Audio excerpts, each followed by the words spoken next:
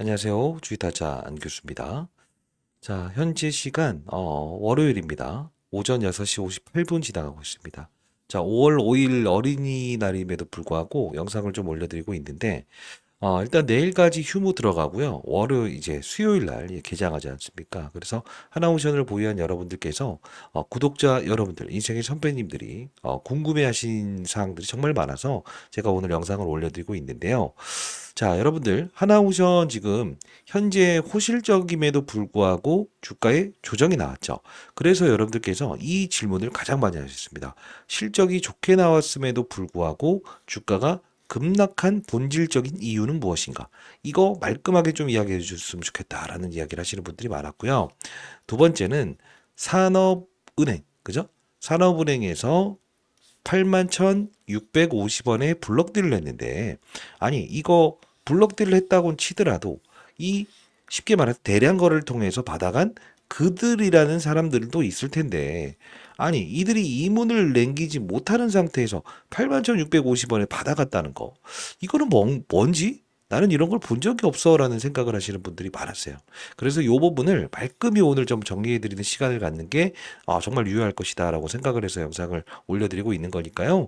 여러분들 현재 이 79,000원에서 흔들리지 마시고 오늘 제 영상을 보신 다음에 아, 이게 진짜 내가 팔아야 될지 아니면 뭐죠? 보유를 해야 될지에 대한 부분을 다시 한 번 더 점검하시면 좋겠습니다.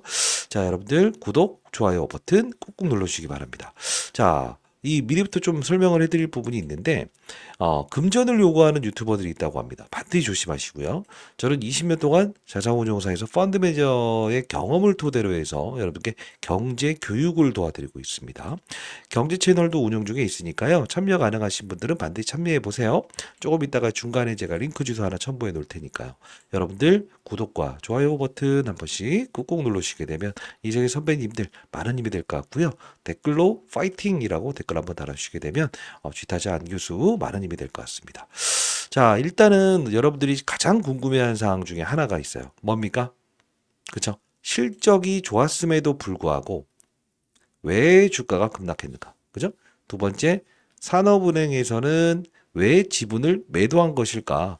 아니, 실적도 좋게 나왔음에도 불구하고 왜 지분을 매도한 것이냐? 그리고 이 주체가 있죠. 받아간 주체.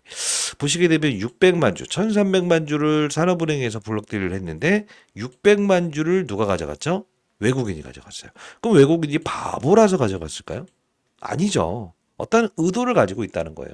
그러면 요 기사를 좀 보고 싶은데 우리는 이 부분을 좀 볼 필요가 있다. 지금 보시게 되면 잘 봐요. 2025년 4월 29일, 즉 28일 이후에 나왔던 기사 내용인데 투자 자금 회수 나서는 산업은행 HMM 재매각은 여전히 어려운 이유라고 나와 있습니다. 이게 무슨 뜻입니까?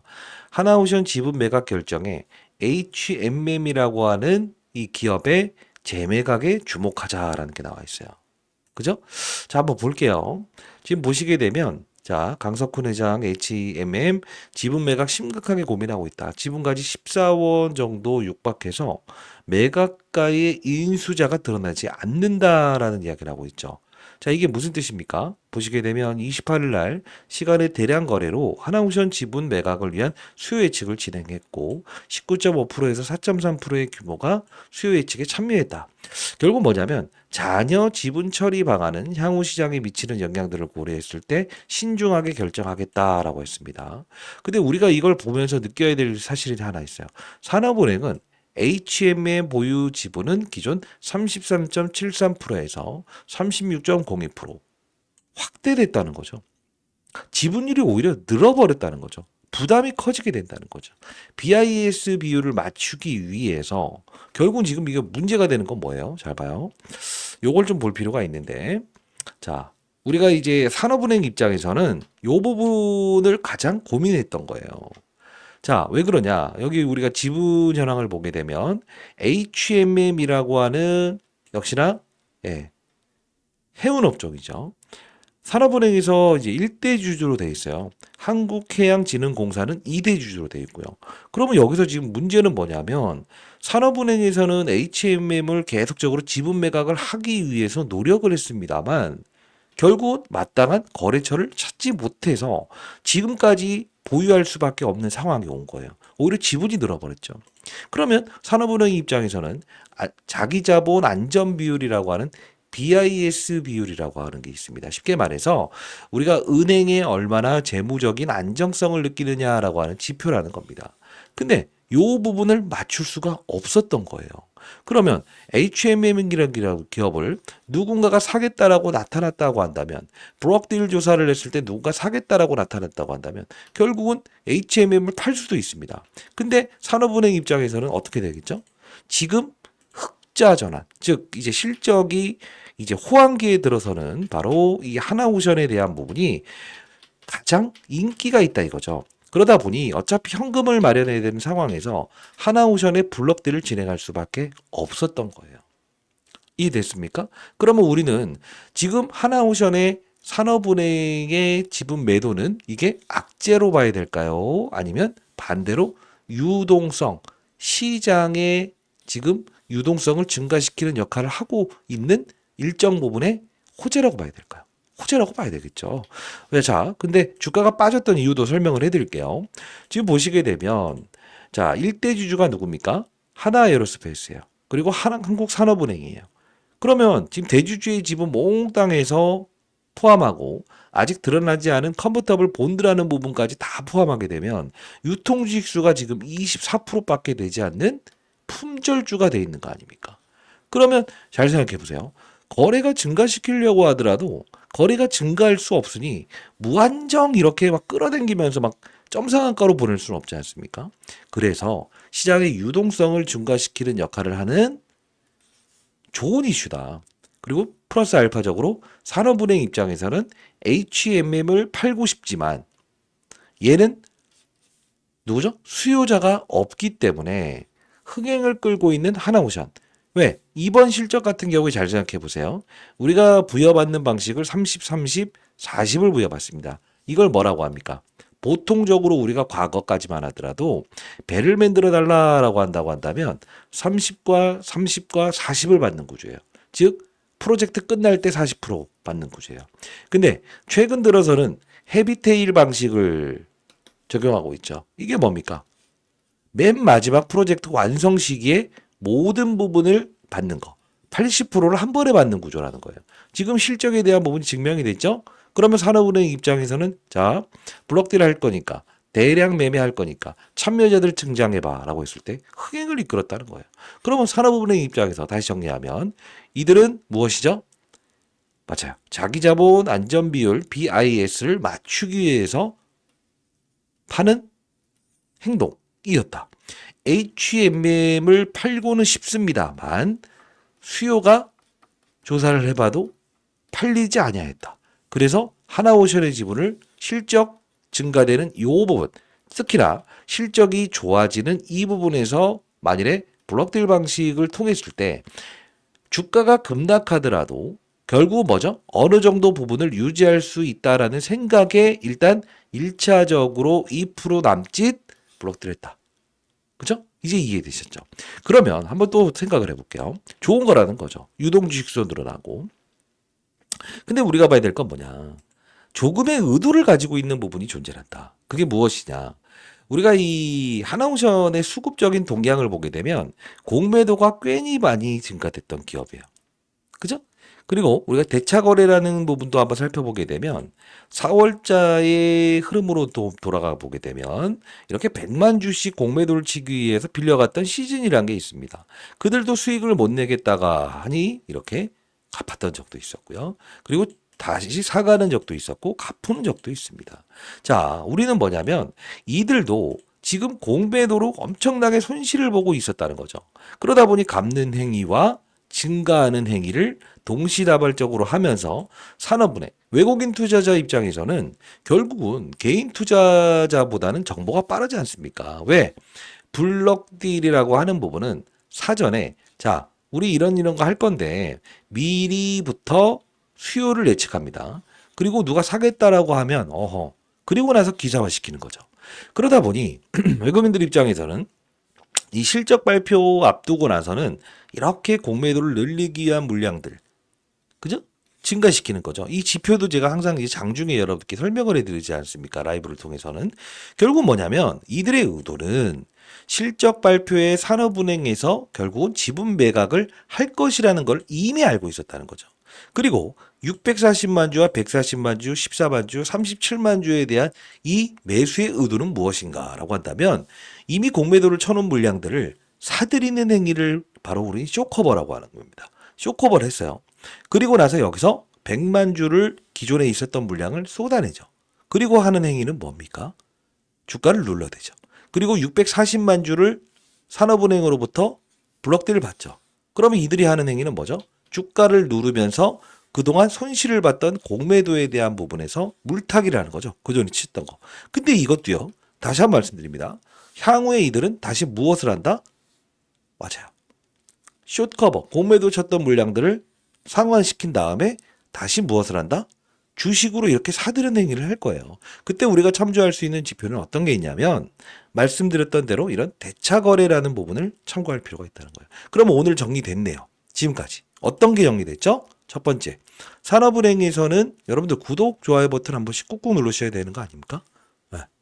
댓글로 파이팅! 도움되었다라고 한다면 파이팅이라고 해서 1000개 한번 달아주시고요. 결국은 뭐냐면 첫 번째, 산업은행에서 지분 매각했던 이유 중에 하나는 HMM이라고 하는 이 회사에 대한 부분, 과거에 어려움을 겪었던 회사거든요. 하나오션도 과거에 대우조선이라는 사명을 가졌던 회사 아닙니까? 결국 요 그림이 나온 거죠. 얘를 못 파니까 얘를 판다. 왜? 흥행이 가장 우월했으니까. 한 번 팔 거면 한 번에 팔고 말죠, 사실. 그죠? 자, 그런데 우리가 또 중요한 거는 두 번째, 이 받아간 외국인들은 어떤 식으로 거래를 하려고 받아갔다? 주가를 누르고 공매도를 상환하기 위함이다. 그죠? 자, 그러면 잘 생각해 볼게요. 우리가 현재 필리조선소부터 시작해서 그다음 맞아요. 이 국방장관 그다음에 해군 장관까지 오고요. 그리고 또 트럼프 대통령의 장남까지 오면서 실제로 하나오션의 거제 사업부를 보면서 야, 이거 MR을 넘어서 배를 만들어내는 역할까지 시켜도 되겠다라는 이런 이야기. 부유식 도크에 대한 부분도 지금 확장시키고 있죠. 자, 그러면 우리가 이제 사실은 이제 올라갈 일이 정말 많습니다. 근데 조금 아쉬운 게 있죠. 미리부터 우리가 이런 급락 사건 나왔을 때 그리고 맞아요. 요런 약간의 좀 고붕이 있는 상태. 요런 부분을 조금 슬기롭게만 우리가 이용한다고 한다면 이 수익률 자체가 중간중간 과정에서 우리가 뭘 될 수 있죠? 플러스 알파적인 수익이 될 수 있다는 거죠. 자, 그러면 이 영상을 좀 하나 보여드리고 싶은데, 자, 어떤 부분을 보여드릴 거냐면, 요 부분이었어요. 4월 28일자에 제가 여러분께 채널을 통해서 좀 소개시켜드렸던 방법론이라는 게 있습니다. 그 방법론이 무엇이냐라고 한다면, 자, 다음 주 우리가 타점 잡을 겁니다.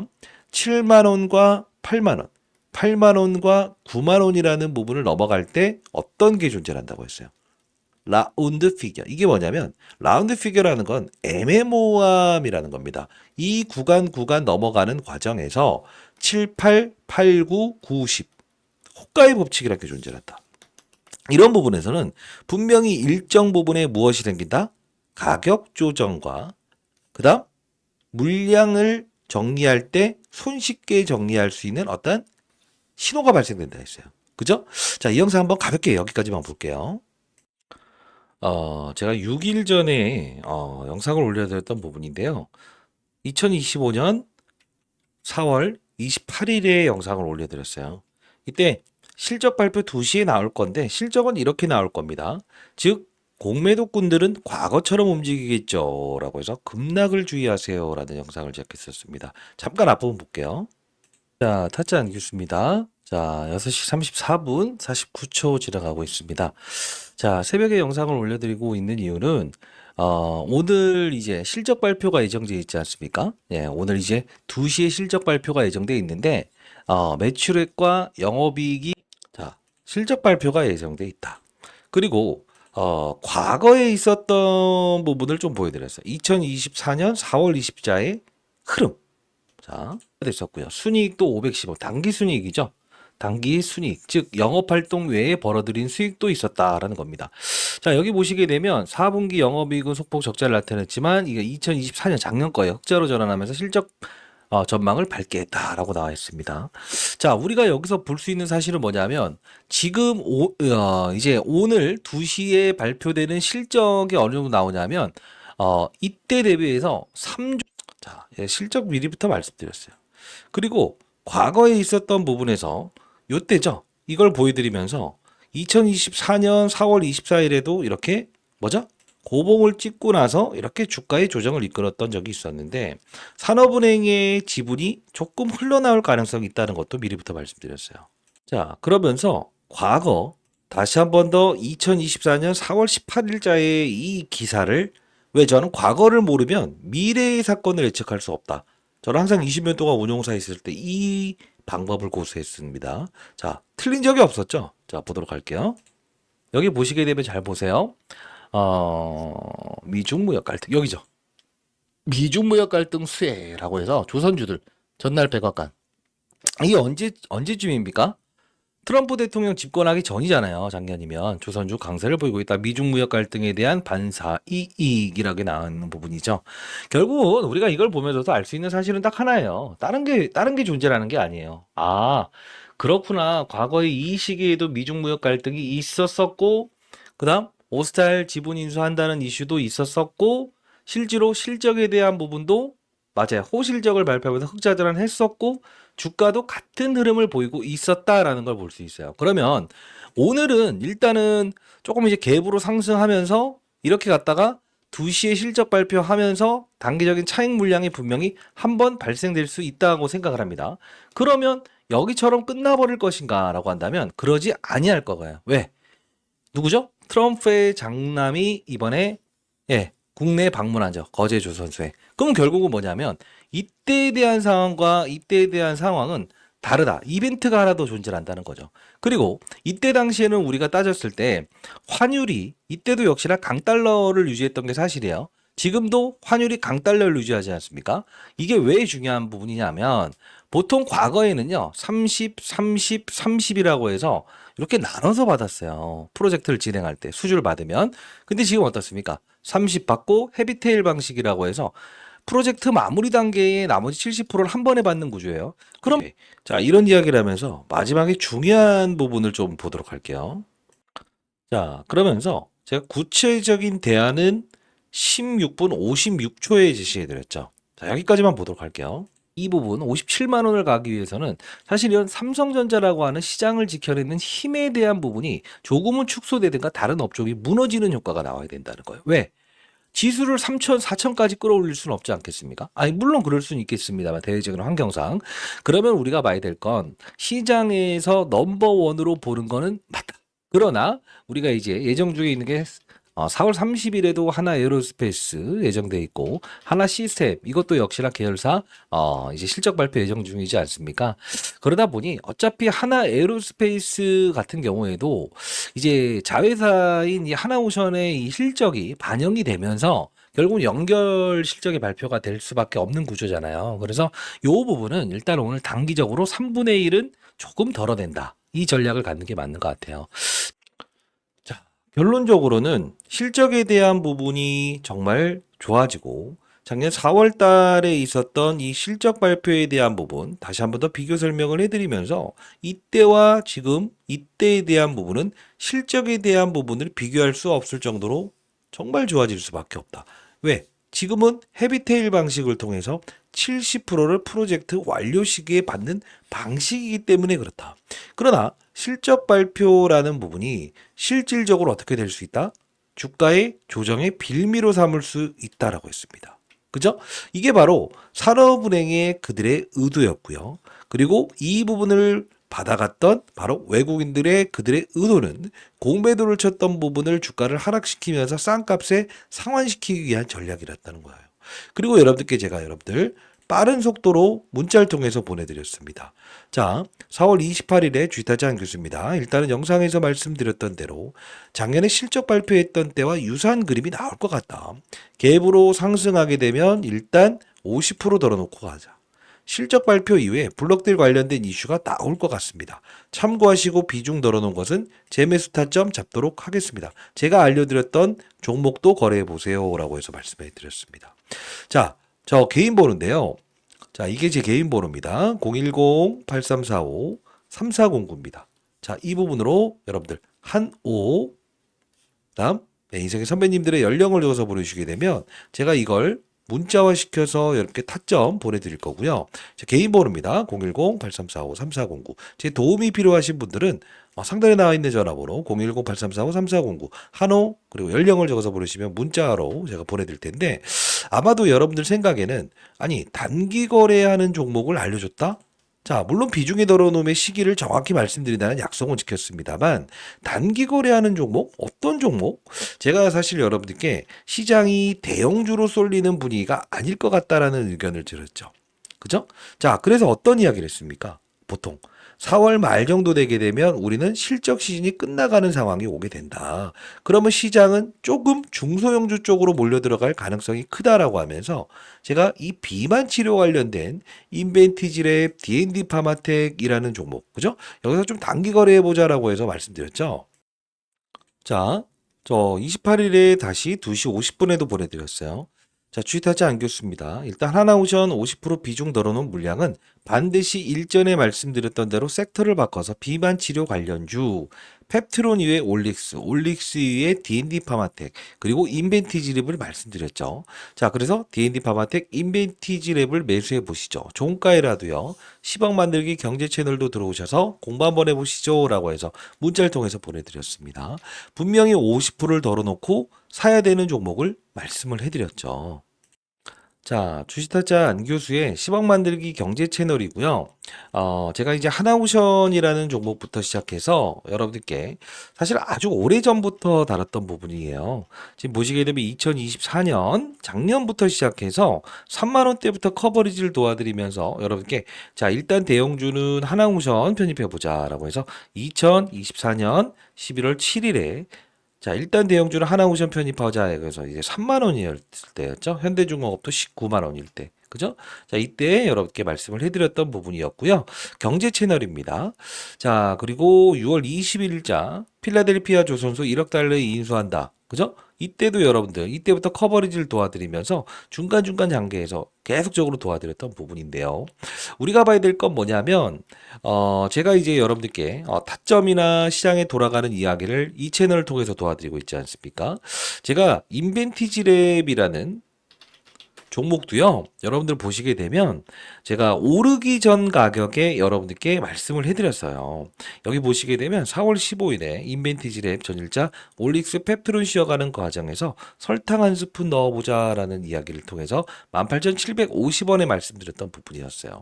근데 현재의 주가는 46,900원. 그러나 좀 늦은 감은 있지만 이 비만 치료 관련주로 움직일 것 같다라고 해서 여러분께 50% 덜어놓은 자금을 대안으로 제시해드리지 않았습니까?